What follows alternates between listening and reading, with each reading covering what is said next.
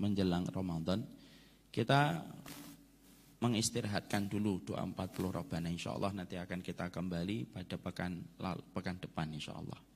Kita pada kesempatan hari ini akan menyampaikan tentang Ramadan dan kaitannya dengan persoalan hati ketika kita menjelang Ramadan. Bukan hanya persiapan masjid menjelang Ramadan, bukan hanya persiapan rumah dan persiapan apa yang kita persiapkan menjelang Ramadan, tapi lebih mengarah kepada bagaimana persiapan hati seorang mukmin ketika mereka menuju kepada Ramadan. Sebelum kita membahas tentang masalah hati secara spesifik menjelang kedatangan Ramadan yang akan datang sebentar lagi, dan semoga Allah panjangkan umur kita untuk mendapatkan Ramadan.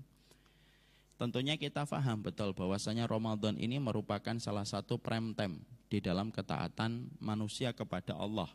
Tidak ada manusia, tidak ada waktu yang paling luar biasa memberikan keutamaan besar pada kehidupan kita sebagaimana keutamaan Ramadan ketika memberikan keutamaan bagi kita untuk beramal. Kita ketika melakukan ibadah itu sejatinya bertransaksi kepada Allah. Kita ini pedagang, barang dagangan kita, ketaatan kita, pembelinya adalah Allah, alat tukarnya adalah surga. Karena Allah banyak mengibaratkan ketaatan manusia kepadanya dalam bentuk dan kata perdagangan. Dan tidak ada perdagangan dan bisnis manusia dengan Allah yang paling besar, mendatangkan profit dan mendatangkan keuntungan, kecuali keuntungan yang paling besar kita dapatkan ketika kita di bulan Ramadan, saking besarnya keutamaan yang dimiliki oleh Ramadan. Makanya disebut dengan prime time dan disebut dengan golden time. Karena tidak setiap waktu memiliki kedudukan yang sama di sisi Allah. Saya sudah sering menyampaikan, waktu 24 jam yang kita lewati itu tidak semuanya sama di hadapan Allah. Waktu sebelum subuh datang, sepertiga malam, tidak sama dengan jam 1 siang.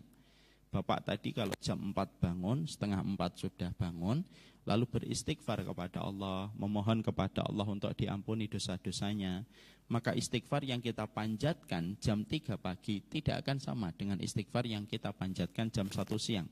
Karena kemuliaan waktu sepertiga malam sampai Allah turun ke langit dunia untuk memenuhi setiap permintaan dan mengampuni setiap dosa yang dipanjatkan manusia. Dan itu tidak terjadi pada jam 1 siang. Ini pula yang menjadikan kita paham, waktu di dalam 12 bulan itu semuanya tidak sama. Tetapi ada waktu yang disebut dengan waktu prime time, di mana ketika kita melakukan ketaatan pada waktu prime time ini, maka sesungguhnya ini merupakan sebuah waktu yang luar biasa, di mana Allah memberikan kemuliaan yang sangat besar dan di mana Allah banyak membebaskan manusia dari ancaman neraka yang paling banyak itu di Ramadan. Masing-masing dari kita, Pak, berjalan menuju kepada Allah, ada yang terancam dengan neraka. Ada di antara manusia ketika berjalan menuju kepada Allah sudah dekat dengan surga. Dan banyak manusia itu terancam dengan neraka ketika bobot dosanya sudah jauh lebih berat daripada kebaikannya. Ibaratnya kalau handphone sudah mulai menunjukkan baterai warna merah. Dan ketika Imam Ibnu Qayyim menjelaskan bahwasanya manusia itu banyak berjalan menuju Allah itu sudah hidup itu lampunya, bahwasanya dia sudah dekat sekali dengan neraka ketika bobot dosanya itu semakin besar. Maka ketika manusia itu terancam dengan neraka, maka tidak ada waktu yang paling banyak Allah membebaskan manusia dari ancaman neraka sebagaimana Allah membebaskan manusia dari ancaman neraka di bulan Ramadan. Saking besarnya keutamaan Ramadan. Karena tidak ada gerasi yang paling besar yang Allah berikan dan tidak ada remisi yang paling banyak Allah berikan kepada manusia kecuali bulan Ramadan. Saking betul-betul historinya Ramadan di sisi Allah itu begitu besar. Makanya sama dengan konteks negara kita tercinta. Negara kita itu kalau di bulan Agustus memberikan gerasi dan memberikan remisi itu lebih banyak daripada bulan Juni, daripada bulan Juli. Kenapa bulan Juni dan Juli tidak ada gerasi dan tidak ada remisi? Ya karena 2 bulan itu tidak ada histori bagi negara kita. Tapi Agustus itu memiliki histori istimewa. Karena bangsa ini ditegakkan tonggaknya kemerdekaannya di bulan Agustus. Sehingga akhirnya pada bulan Agustus negara ini memberikan remisi dan gerasi kepada setiap warganya yang telah menjadi terpidana. Ini menunjukkan kepada kita, itu pula yang kita dapatkan, bahwasanya Ramadan itu merupakan prime time, dan Ramadan itu akan memberikan kepada kita pemutihan besar-besaran. Jadi Ramadan itu bukan hanya untuk mereka yang bertakwa. Ramadan itu justru untuk mereka yang pendosa kayak saya. Karena sesungguhnya selayaknya para pendosa ketika mereka menjumpai Ramadan dan mendapati Ramadan, maka sesungguhnya ini merupakan sebuah bulan di mana gerasi yang Allah berikan kepada manusia itu begitu besar. Dan itu sejatinya merupakan bagian dari besarnya keutamaan yang dimiliki sama Ramadan. Para ulama terdahulu mengatakan kepada kita ada 3 waktu prime time sebenarnya. Jadi dalam 12 bulan selain dari Asyurul Hurum, ada 3 bulan yang sejatinya memiliki keutamaan besar. Di mana 3 bulan ini memiliki histori masing-masing dari orang yang dikasihi oleh Allah. 3 waktu prime time ini mana saja? Yang pertama bulan Muharram. Dan bulan ini identik dengan bulannya Nabi Musa. Karena Nabi Musa dimenangkan oleh Allah, ditenggelamkan Fir'aun bersama dengan seluruh bala tentaranya, terjadi pada tanggal 10 Muharram. Dan ini identik dengan bulannya Nabi Musa. Karena ini merupakan bulan yang Allah cintai, selalu ada simbol untuk berpuasa. Adanya syariat puasa Muharram 9 dan 10 menghapuskan dosa selama 1 tahun. Yang kedua yang menempati top trending, yang menjadi prime time-nya manusia untuk melakukan ketaatan, menebus kesalahan, yang kedua yaitu bulan Dzulhijjah. Identik dengan bulannya Nabi Ibrahim dan identik dengan bulannya Nabi Ismail. Ya, dalam peristiwa penyembelihan Nabi Ismail yang disebut dengan kisah teragung pada kehidupan manusia, yaitu penyembelihan Nabi Ibrahim, penyembelihan Ismail oleh Nabi Ibrahim.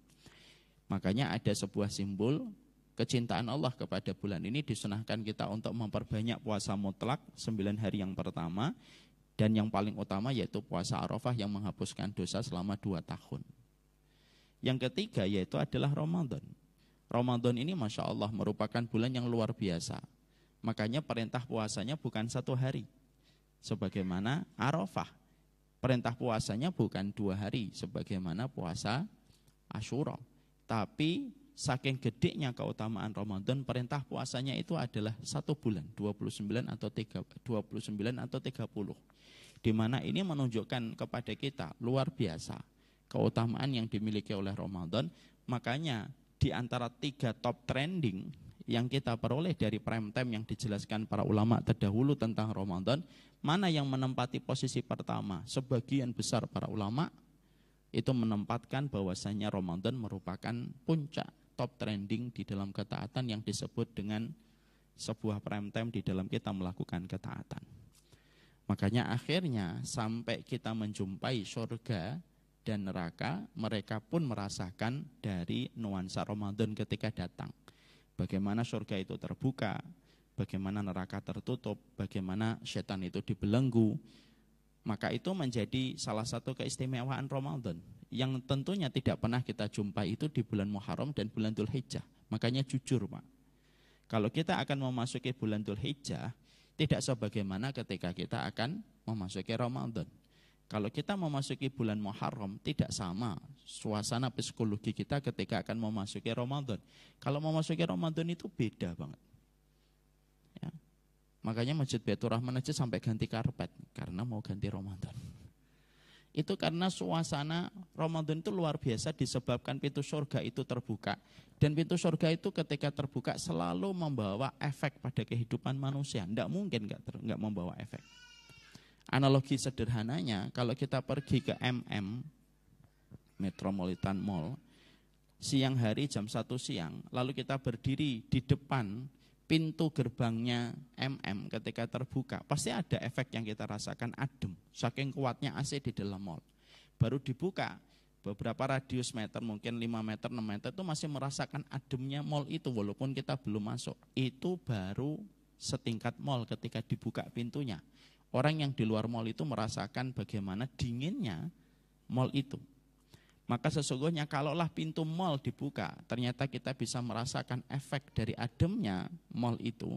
Maka sesungguhnya kita bisa bayangkan, surga itu kalau dibuka pasti memberikan efek pada kehidupan manusia. Tidak mungkin tidak memberikan efek pada kehidupan manusia.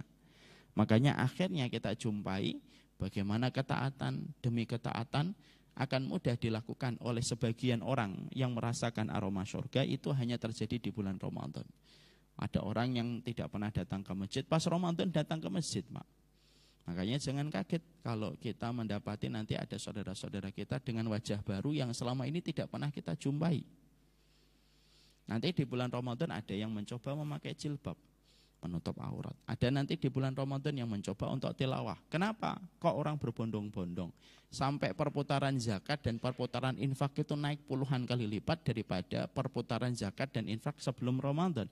Yaitulah karena efek dibukanya pintu surga dan ditutupnya pintu neraka dan dibelenggunya setan. Makanya tidak salah ada satu riwayat. Faman hurrima an khairiha faqad hurrima kullah. Makanya sampai ada satu riwayat untuk menjadi refleksi perenungan untuk kita. Siapapun yang diharamkan dari kebaikan Ramadan, seakan-akan dia diharamkan dari semua kebaikan selepas Ramadan. Ya, artinya begini, Pak. Kalau ada orang kok dia tidak mampu untuk menjadi orang yang dermawan di bulan Ramadan, seakan-akan dia tidak akan mampu dermawan di luar bulan Ramadan. Karena pas Ramadan aja ketika semua komponen yang dia butuhkan untuk melakukan ketaatan, dia pun tidak melakukan ketaatan itu, apalagi ketika di luar bulan Ramadan, ketika semua komponen pendorong energi ketaatan itu sudah tidak ada lagi. Kalau kita tidak hatam Quran, kalau di bulan Ramadan, seakan-akan, ini ada yang pernah protes ini, satu jamaah masjid. Jadi kalau ada orang kalau tidak hatam Quran di bulan Ramadan, seakan-akan kamu itu tidak akan bisa hatam di luar bulan Ramadan. Itu ada riwayatnya, jangan hanya sekedar protes. Jadi ada yang protes, Ustadz kok gitu ngomong? Loh bukan saya yang ngomong. Maka sesungguhnya Rasulullah yang menyampaikan, seakan-akan kamu itu diharamkan dari semua kebaikan-kebaikan setelahnya. Karena apa? Pas Ramadan saja kamu tidak bisa hatam, apalagi di luar bulan Ramadan. Kalau ada yang beralasan mengatakan, saya kan membaca artinya, kenapa enggak dibaca sebelum Ramadan? Bukankah Ramadan itu syahrul tilawah? Ramadan itu memang tilawah.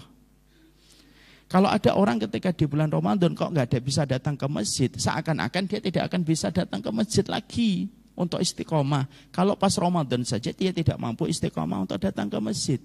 Dengan sebuah analogi yang sering sekali saya ulang.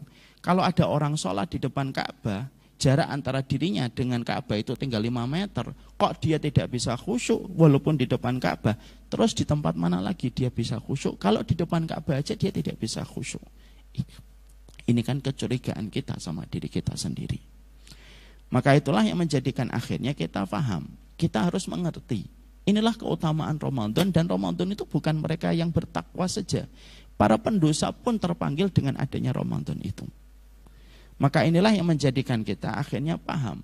Di sisi satu yang ada, Ramadan itu memberikan kepada kita pengampunan dan pemutihan dalam tanda kutip besar-besaran. Di sisi yang lain, kita juga mendapati bahwasanya Ramadan itu juga menjadi shortcut-nya kita untuk menuju kepada surga.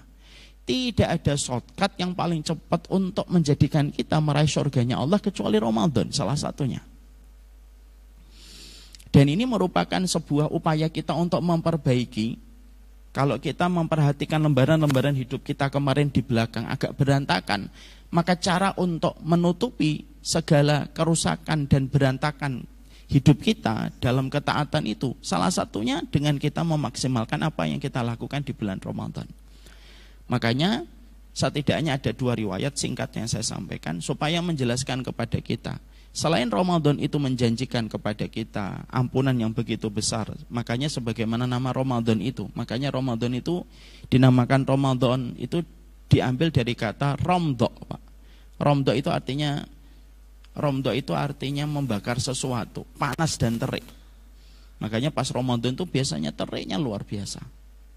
Makanya akhirnya Ramadan itu membakar semua dosa dan kemaksiatan manusia. Di sisi yang lainnya ini merupakan shortcut. Makanya kita memperhatikan sebuah riwayat, yang riwayat ini datang dari sebuah kisah nyata tetapi begitu mudah untuk dihayati. Yaitu dalam hadis riwayat Ibnu Majah. Bagaimana ketika Rasulullah berada di kota Madinah, ada 2 orang yang datang dari Bani Quda'ah. 2 orang ini bersahabat datang kepada Rasulullah, menyatakan keislaman dan hidup di Madinah. Kemana-mana bareng, Pak. Kemana-mana mereka bareng, kayak Upin dan Ipin.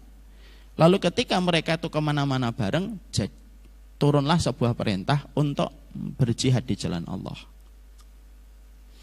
Lalu akhirnya dua-duanya mengikuti peperangan. Yang satu meninggal gugur di dalam peperangan, yang satu tidak meninggal di dalam peperangan itu, hidup masih panjang 1 tahun setelahnya.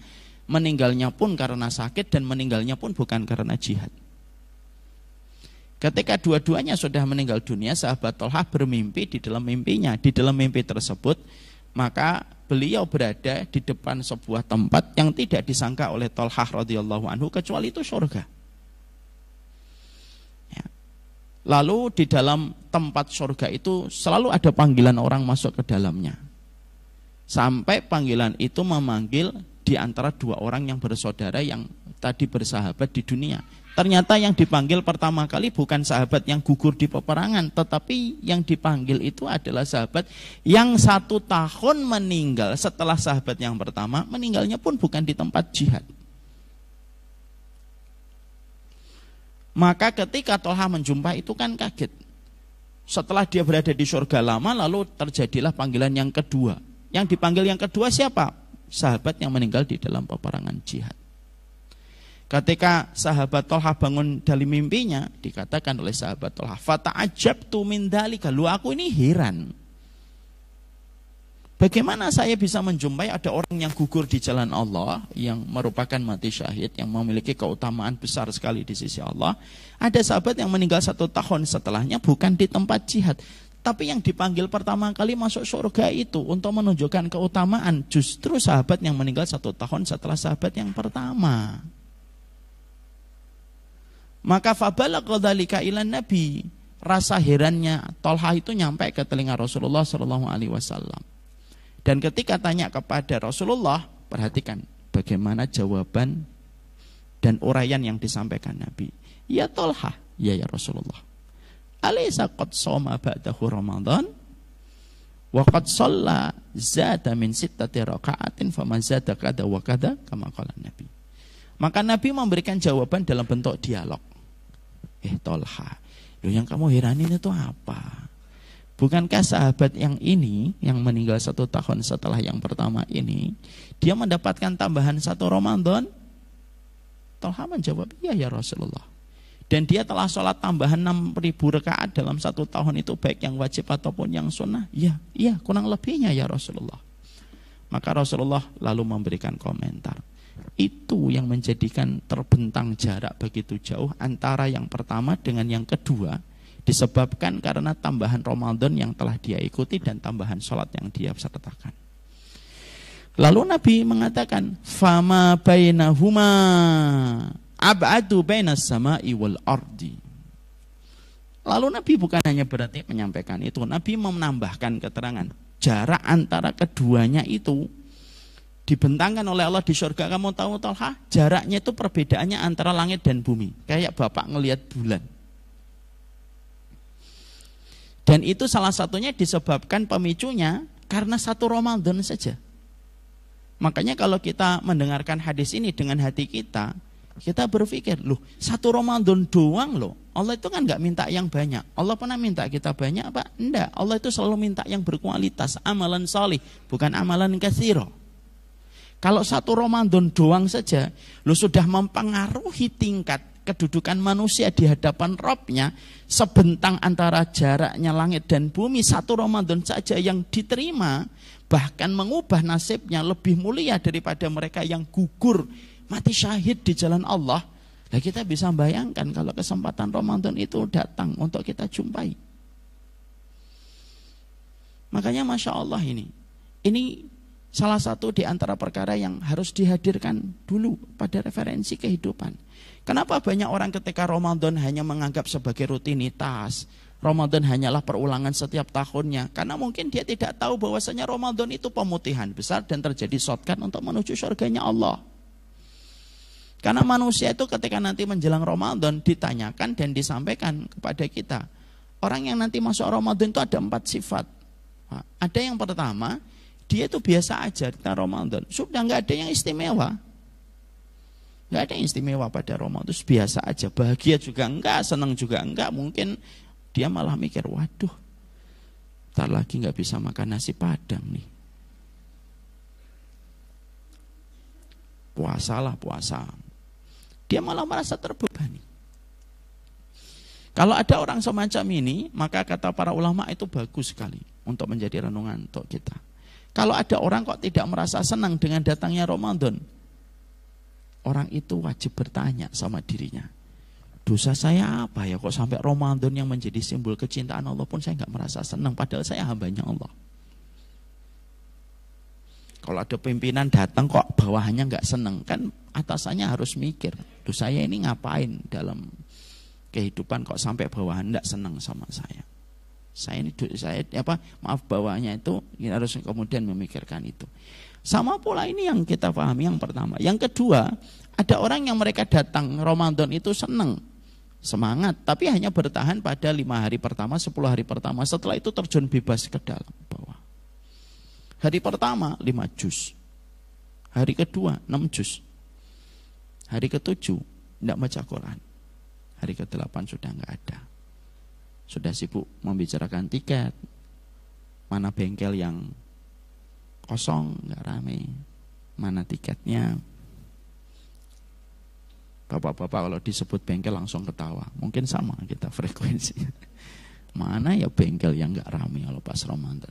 Itu yang kedua. Ada yang ketiga, kata para ulama. Ada orang yang ketika pas Ramadan itu naik pada 5 hari naik pada 10 hari yang pertama, lalu turun pelan-pelan pada 10 hari yang kedua, landai deh. Kata para ulama.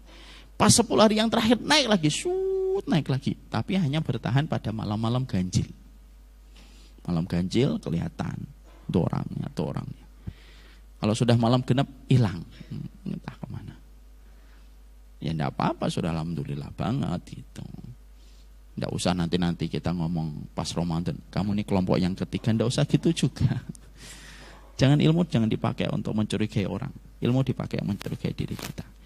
Padahal kalau kita beribadah kepada Allah, Rabb yang kita temui pada malam ganjil itu sama dengan Rabb yang kita temui pada malam genap, enggak ada bedanya. Itu yang ketiga. Yang keempat, yaitu adalah mereka yang mendapatkan Ramadan, setiap bertambahnya 10 hari pada kelipatan 3, maka semakin datangnya kelipatan 1, kelipatan 2, kelipatan 3, semakin tinggi nih bagaimana semangatnya di dalam Ramadan itu. 10 hari pertama semangat, 10 hari yang kedua lebih semangat lagi.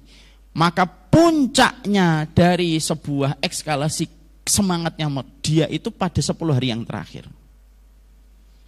Makanya kita mendapati dalam hadis yang dijadikan testimoni oleh Bunda Aisyah, Nabi itu melakukan 3 perkara yang tidak dilakukan Nabi secara luar biasa pada 20 hari yang pertama. Idza dakhalal ashral awakhir, Nabi itu kalau sudah memasuki 10 hari yang terakhir, maka Nabi itu melakukan 3 perkara yang tidak dilakukan Nabi secara luar biasa pada 20 hari yang pertama. Apa itu? Syadda mizarahu, mengencangkan sarungnya sampai mencampur istrinya berhenti dulu.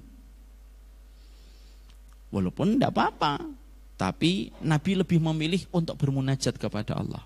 Jadi 10 hari itu memang, yang terakhir itu memang miliknya Allah, Pak. Makanya ada syariat itikaf. Kalau kita kembalikan kepada penjelasan Imam Ibnu Qayyim, itikaf itu merupakan dalam tanda kutip permintaan Allah kepada manusia untuk memutus mata rantai dari dunia. Itu pada 10 hari terakhir. Coba baca, kenapa syariat itikaf diturunkan? Salah satu di antara hikmahnya adalah memutus mata rantai dari keterikatan manusia pada dunia untuk fokus sama Allah. Makanya taklim dikurangi, hatta taklim dikurangi. Bukan tidak boleh, dikurangi.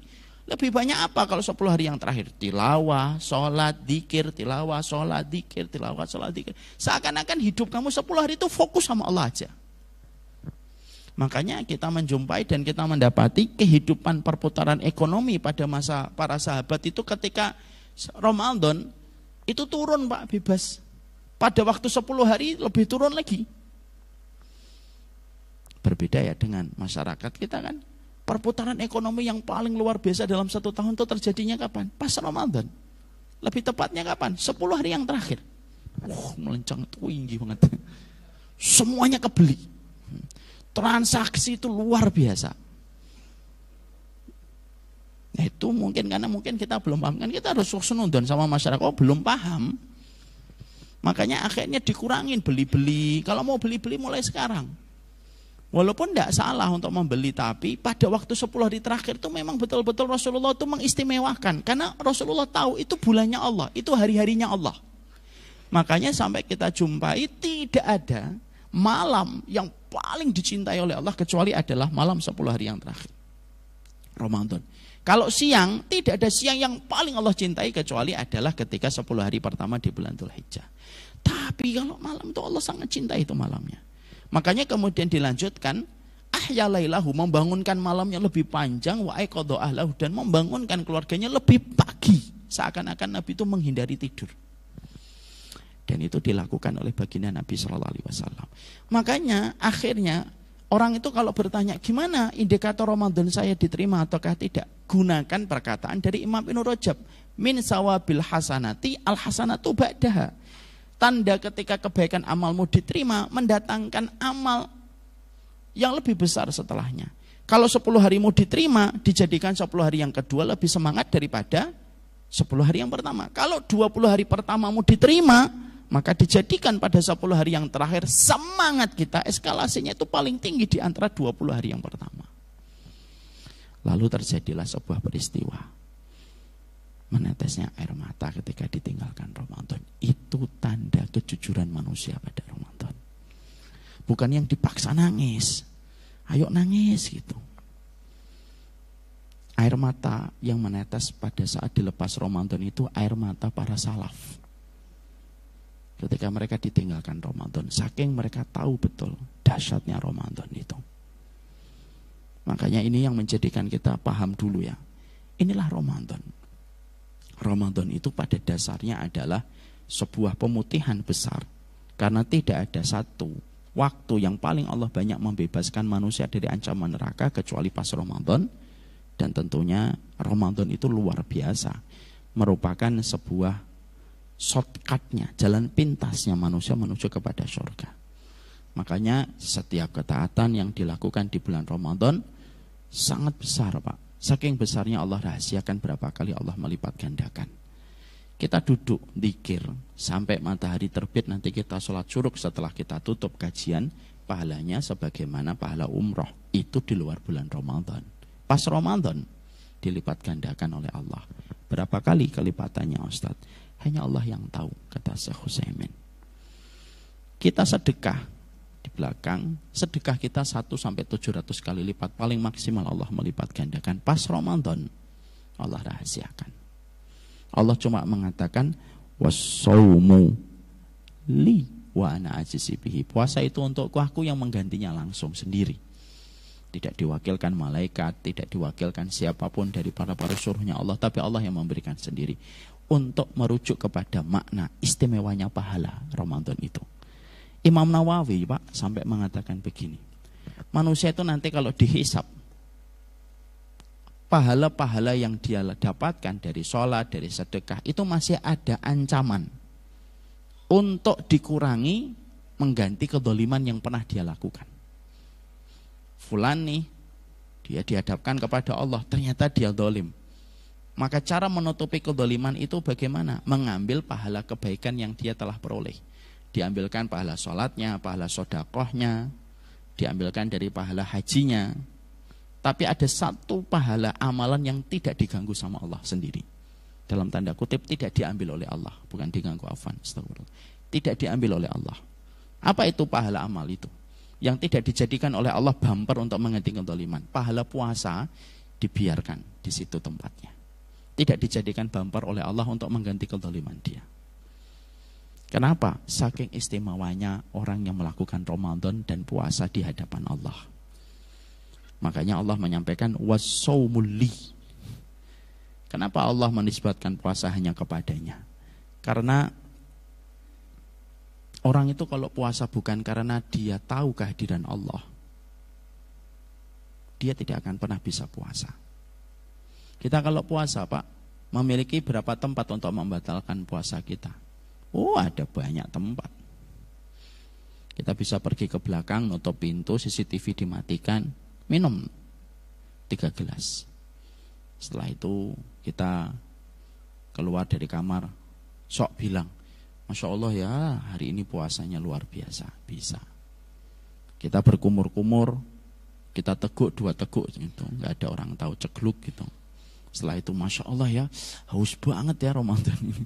Nggak ada orang yang tahu. Tapi kenapa kita tidak pernah melakukan itu? Karena merasakan kehadiran Allah. Anak-anak kita kelas 2, kelas 3 SD kayak Ja'far yang sudah mulai Ramadan, dia punya 1000 tempat untuk membatalkan. Tapi kenapa dia tidak mau membatalkan diam-diam? Ya karena dia merasakan kehadiran Allah. Seistimewa itulah Ramadan.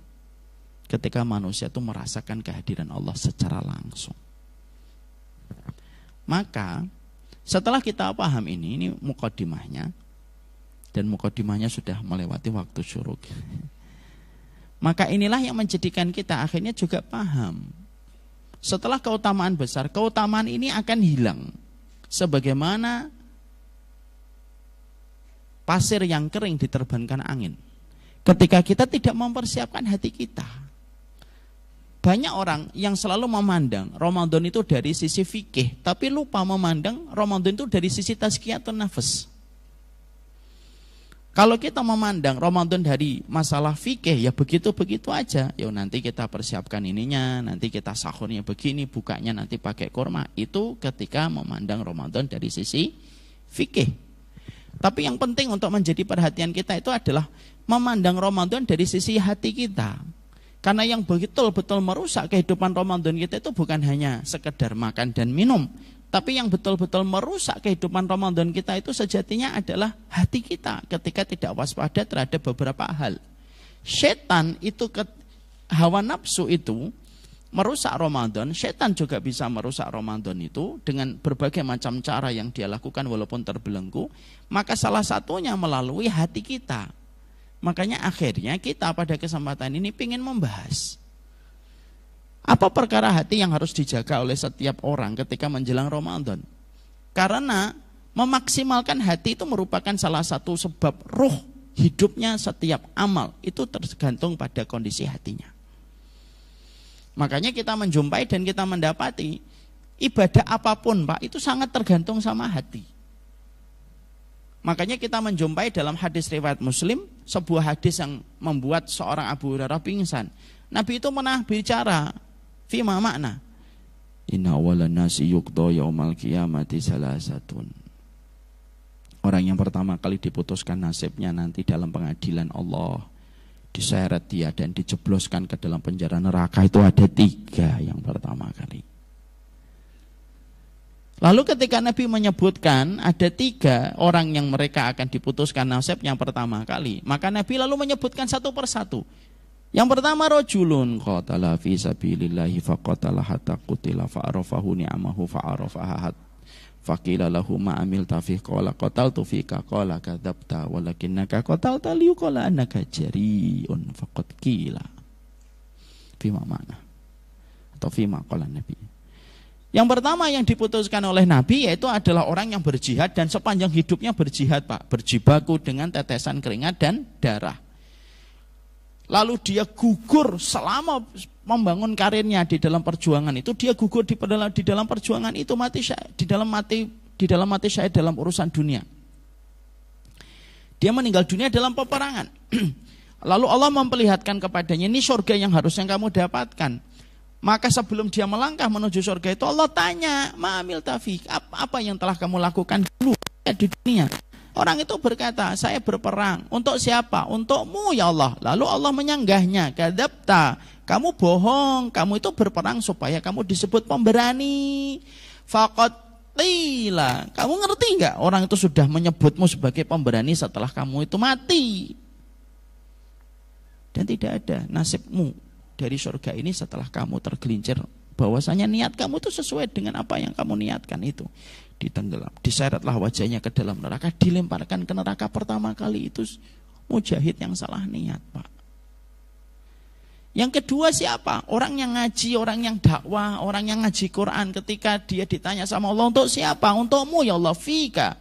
Allah menyampaikan kadzabta, bohong. Kamu itu ta'allamtal ilma, kamu ngaji, wa 'allamahu, kamu mengajarkan, wa qara'al Qur'an, dan kamu membaca Quran, liyuqal, supaya disebut sebagai orang yang alim dan supaya disebut sebagai orang yang qari. Kamu tuh pengen disebut alim dan kamu pengen disebut qari dan orang sudah memujimu. Kamu tuh setelah mati orang itu memujimu sebagai qari yang luar biasa dengan bacaan merdumu.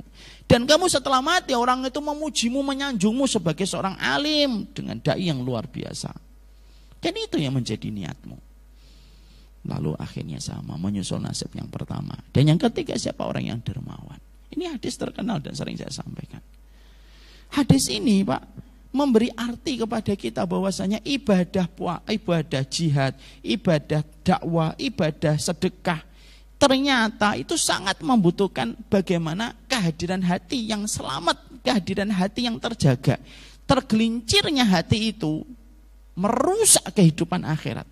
Bahkan ibadah, semegah apapun ibadah itu dibangun, ketika tidak memiliki fondasi hati yang terjaga, rusak itu ibadah besar itu. Sebagaimana membangun 5 lantai atau 10 lantai, tetapi kamu keropos di dalam membangun lantai yang pertama. Karena pengen menghemat anggaran, kamu keroposkan itu lantai yang pertama, 10 lantai tinggal menunggu jam pasti rontok.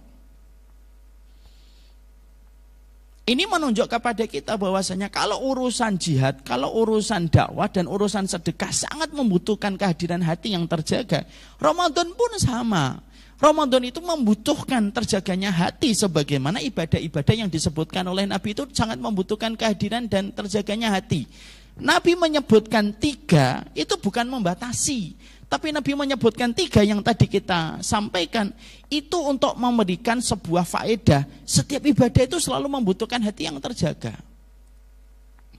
Dan Ramadan itu membutuhkan juga hati yang terjaga. Maka apa yang harus kita lakukan untuk kita jaga pada hati kita? Ada beberapa poin. Poinnya apa aja Ustaz? Ya, itulah pembahasan kita pekan depan karena sudah jam 6:05. Jadi hari ini mungkin kita baru sampai muqaddimah. Waktu syuruk sudah berlalu 20 atau 15 menit yang lalu. Ini yang menjadikan kita setidaknya kita membawa sebuah narasi. Ramadan itu butuh hati persiapannya.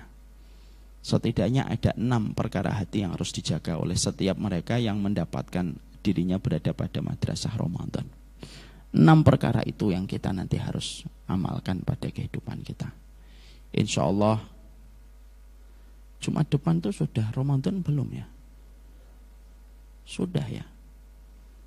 Ya nanti insya Allah mungkin pada kesempatan sebelum Ramadan kita mungkin bisa menyampaikan 6 sikap hati sebelum Ramadan itu datang.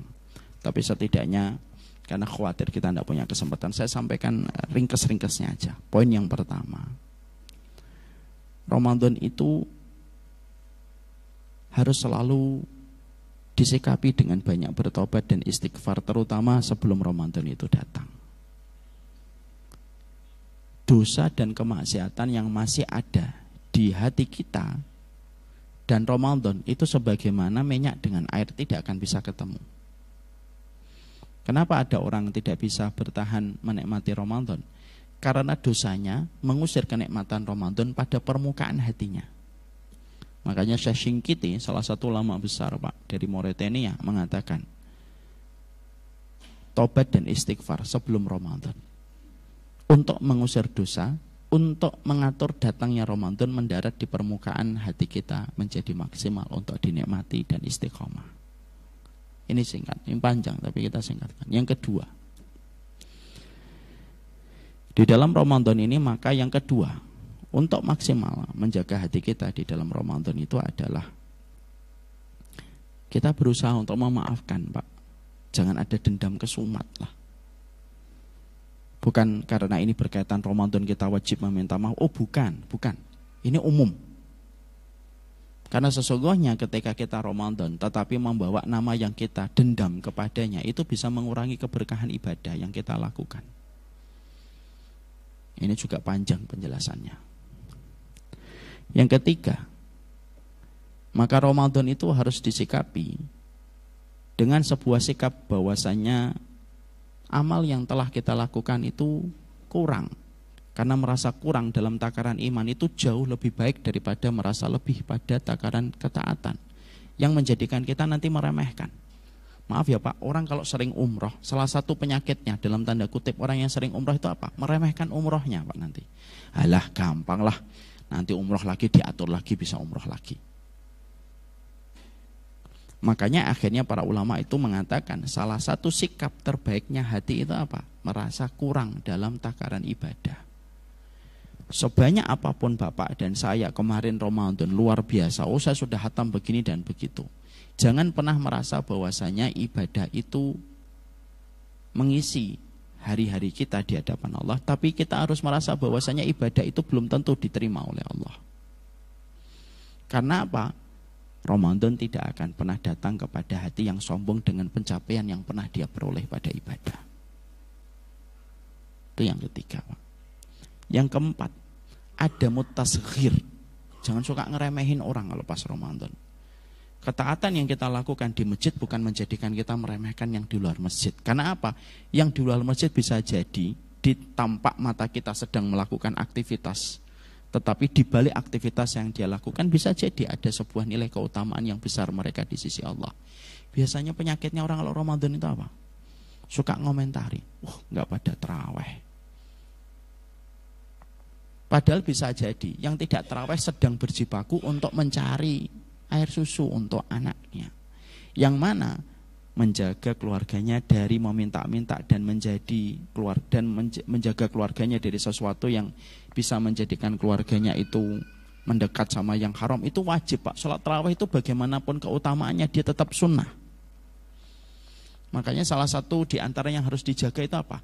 Jagalah komentar kita kalau pas Ramadan terhadap amal yang kita lihat dari orang lain, walaupun tampaknya di mata kita itu mengundang reaksi untuk kita mengomentarinya. Jangan meremehkan orang. Nah bisa jadi ada yang kita remehkan, tetapi bisa jadi tanpa kita sadari dia mulia di sisi Allah. Tuh orang-orang gak pada itikaf, masih sibuk dunia. Beda dengan saya sudah itikaf. Jangan ngeremehin. Karena bisa jadi ketika kita meremehkan, bisa jadi ada yang sedang tidak itikaf karena dia terikat dengan sebuah perjanjian dengan atasannya dan kantornya yang tidak bisa dia khianati. Dan dibalik dia bekerja ternyata dia mencukupi ratusan orang yang itikaf. Kan kita tidak pernah tahu. Makanya akhirnya apa? Jaga meremehkan amalan orang. Kalau pas Ramadan, siapapun yang kita lihat Pak, nanti kalau kita mau ke masjid ada yang tidak terawih, dia pergi gitu. Padahal kita menuju masjid dan kita lihat loh, mobilnya malah pergi menjauh dari masjid. Berikan udzur kepadanya. Karena itu kadang-kadang jebakan lembut yang tidak kita sadari menjebak Ramadan kita dan menjadikan ujub Ramadan kita dengan amal yang kita lakukan. Itu yang keberapa? Itu yang keempat. Yang kelima, komitmen untuk menjaga diri hasad. Hasad. Makhalal jasad anil hasad. Hampir setiap orang itu tidak ada yang selamat dari hasad. Yang kita bisa lakukan meminimalisir. Makanya akhirnya di dalam bulan Ramadan, hasad itu selalu memiliki pintu gerbang Pak. Pintu gerbangnya hasad itu mata. Kalau ternyata kita diuji oleh Allah dengan perasaan kita, jangan banyak ngelihat orang, postingannya, WA story-nya. Karena memang bulan Ramadan itu bulannya Allah, sibuk sama Allah. Makanya minimalisir mata yang sering banyak melihat ketika pas Ramadan, karena di balik mata yang melihat ada kejahatan yang lebih berat untuk menetralisir apa yang dilihat oleh mata. Kadang-kadang lihat misalkan Facebook atau Instagram atau sosial media WA story. Loh, kok dia dapat ini? Kan sebenarnya dia nggak pantas dapat ini. Terus hasad terus. Innal hasada yakulul hasanat kama anan nara yakulul hatab. Hasad itu memakan amal kebaikanmu sebagaimana api membakar kayu. Dan hasad itu bermula dari mata. Makanya akhirnya sekarang kita dikepung dengan berbagai macam informasi, berbagai macam platform untuk menjadikan setiap manusia itu melotot kepada apa yang dilihat. Dan kita harus ingat kata Ibnu Rajab, di balik mata yang melihat itu ada kejahatan yang berat. Jangan banyak untuk melihat. Yang keenam, bersikap zuhudlah terhadap dunia, terutama pas Ramadan. Karena maaf ya Pak, pas Ramadan itu biasanya banyak nilai rezeki dan perputarannya itu muter. Dan akhirnya banyak manusia yang kegembiraannya mendapatkan rezeki Ramadan itu mengalahkan kegembiraannya untuk menjemput ampunan Allah. Ini yang dikhawatirkan oleh para ulama, untuk saya, untuk Bapak, untuk kita semuanya. Bukan berarti ketika Ramadan kita tidak boleh dapat rezeki. Enggak, silakan, rezeki itu halal kok. Tapi kegembiraan kita ketika kita tahu setiap Ramadan ada nilai transaksi besar yang kita peroleh, lalu kegembiraan kita menyambut nilai itu lebih besar daripada kegembiraan kita untuk menjemput ampunan, itu yang bisa menjadikan akhirnya Ramadan itu jadi gagal kita peroleh, Pak. Karena kita tidak menutup mata, pas Ramadan itu apa? Nilai transaksi besar, zakat berputar luar biasa, sedekahnya banyak disebarkan, THR muncullah, keuntungan ini datanglah, dan lain sebagainya. Lalu akhirnya tanpa sadar banyak manusia yang lebih bergembira dengan datangnya semua itu daripada menyambut ampunan yang harusnya dia jemput kepada Allah.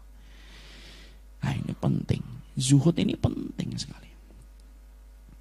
Zuhud itu bukan berarti kita tidak kerja, zuhud itu bukan berarti kita nggak dapat rezeki. Enggak, zuhud itu ketika kegembiraan kita tidak diatur dengan datangnya uang dan kesedihan kita tidak diatur dengan perginya uang.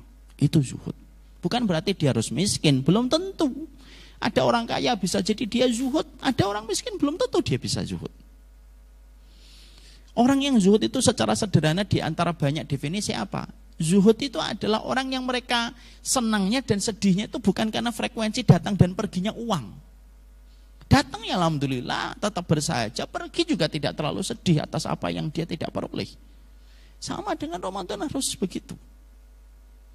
Makanya Ramadan itu jangan sampai kegembiraan manusia yang menjalani Ramadan, kata para ulama, itu lebih didasarkan karena akan mendapatkan THR daripada kegembiraan dia untuk menjemput ampunan. Nah, itu yang kita harus perhatikan. Sikap zuhud ini agak panjang penjelasannya, tapi 6 perkara inilah sebenarnya berkaitan tentang hati. Banyaklah bertobat dan istighfar. Berikan maafmu kepada manusia, karena nama kita itu, karena hati kita terlalu berharga untuk menyimpan nama untuk kita benci, Pak. Berat kerja hati kita. Ya. Kemudian setelah itu adalah bagaimana kita senantiasa merasa kurang di dalam takaran iman. Berapapun kemarin, tahun lalu kita khatam Quran, berapapun kita mampu khusyuk, anggap aja itu belum maksimal di hadapan Allah untuk kita tambah dan kita tambah. Lalu jaga diri kita dari hasad. Jangan banyak ngelihat kalau sudah di bulan Ramadan, supaya tidak banyak kerja hati yang bekerja. Lalu jagalah diri untuk selalu senantiasa zuhud ketika pas Ramadan, supaya kegembiraan kita dengan Ramadan itu bukan karena apa yang kita peroleh pada keuntungannya, tapi karena kegembiraan kita menjemput ampunan.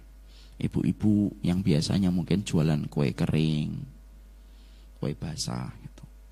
Janganlah kegembiraan Ramadan itu karena ya Allah, alhamdulillah Ramadan datang nih, insya Allah kue-kue saya laku ini. Nah, itu yang dikhawatirkan. Ustadz juga sama ini. Nggak boleh kegembiraan Ramadan, wah jadwal saya penuh nih seharian nih, setiap hari nanti pas Ramadan. Lalu lebih bergembira itu daripada kegembiraan kita menjemput ampunan Allah. Nah, itulah ringkas-ringkasnya. Panjang lebarnya saya belum tahu kapan bisa menyampaikan, karena ternyata Jumat depan kita sudah Ramadan. Ala kulli hal, inilah pentingnya kita, bahwasanya Ramadan itu bukan hanya persiapan fikih, Ramadan itu bukan hanya persiapan fisik, tapi Ramadan adalah persiapan kondisi hati yang terjaga.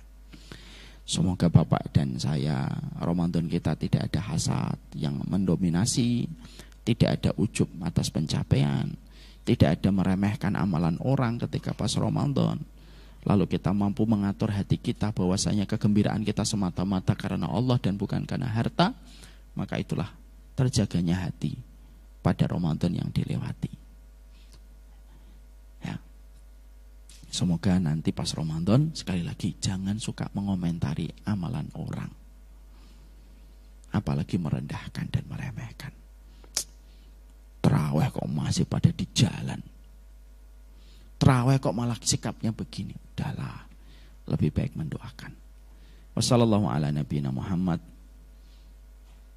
Walhamdulillahirabbil alamin. Ada yang mau bertanya? Kelihatannya tidak ada, insyaallah. Jadi karena kita menjelang Ramadan, kita persiapan saja, tidak usah banyak bertanya ya, karena persiapan lebih baik daripada banyak bertanya. Barakallahu fikum, karena sudah 6:30, banyak dari kita yang harus persiapan. Saya harus persiapan anak masuk sekolah. Ini yang dapat saya sampaikan. Mohon maaf atas segala kesalahan. Kalau ada yang bertanya, Ustaz, apakah wajib meminta maaf sebelum Ramadan? Tidak ada kewajiban. Dan tidak usah meminta maaf kepada seluruh kontak kita. Enggak usah, semuanya dikirimin. Ketika tangan tidak mampu berjabat, kaki tidak bisa berjalan, ya duduk dulu lah. Enggak usah ngirim WA. Minta maaf tadi itu khusus bagi orang yang kita pernah dolimi gitu. Atau orang yang kita banyak berinteraksi, yang kita khawatir berbuat dosa. Ya, tidak ada kewajiban khusus meminta maaf. Tadi Ustaz menerangkan memaafkan secara umum. Karena Ramadan dengan menyimpan nama yang kita benci, lalu setiap kita ngelihat sesuatu berita yang tentang darinya menjadikan hati kita mendidih, itu ngurangi Ramadan. Udahlah, berdamai, memaafkan. Itu maksud saya. Jadi insya Allah semoga Allah memberkahi kita. Mari kita persiapkan Ramadan dengan hati yang lebih terjaga. Ini yang dapat saya sampaikan pada pertemuan kali ini. Dan ini insya Allah ada sarapannya kah hari ini? Ada ya kelihatannya. Ya kalau ada kita bersyukur tanpa tapi, kalau tidak ada kita bersabar tanpa tapi. Ini yang dapat saya sampaikan. Subhanakallahumma wa bihamdika asyhadu an la ilaha illa anta astaghfiruka wa atubu ilaik. Assalamualaikum warahmatullahi wabarakatuh.